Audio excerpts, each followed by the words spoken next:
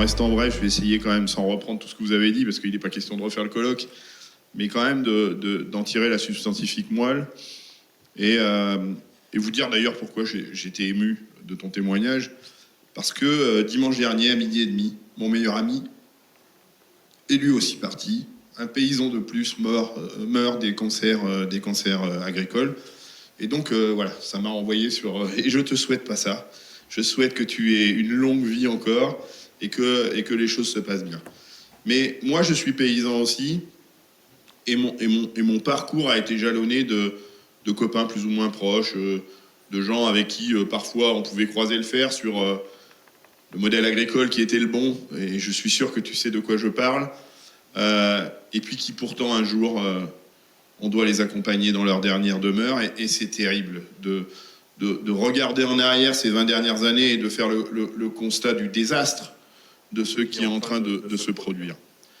Et quelle géniale idée, et là je me tourne vers les mutuelles, les fédérations de mutuelles, quelle géniale idée d'organiser cet événement, bien sûr, mais en amont de cet événement, que de faire l'analogie avec le scandale de l'amiante.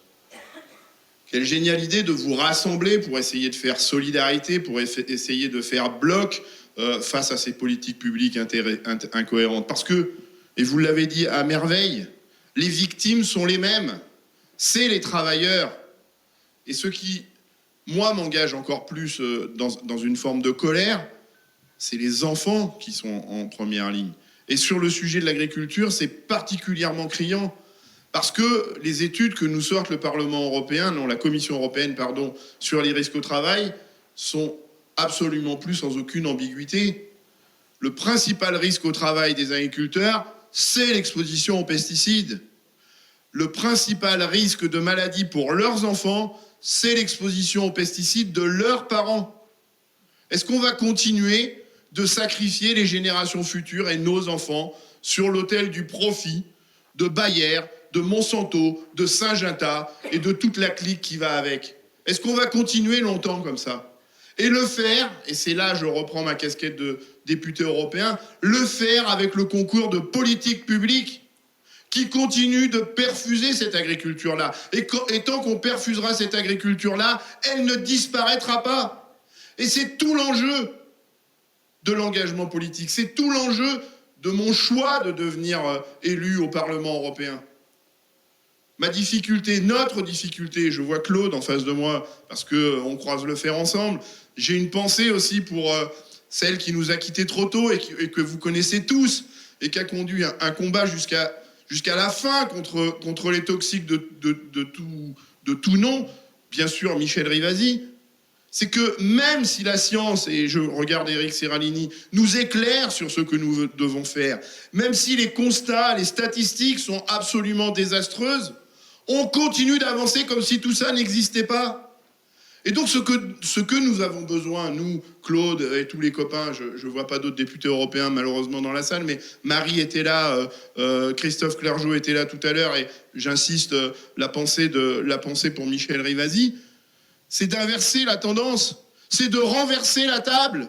Parce que moi, qui suis premier vice-président de la Commission Agriculture et Développement Rural, ma difficulté, c'est quand on passe au vote. Alors, je ne suis pas en train de vous dire qu'il faut arrêter avec la démocratie, que la démocratie est notre meilleur ennemi. Je ne suis pas en train de vous dire ça. Je dis qu'on doit se servir de la démocratie pour virer les imposteurs.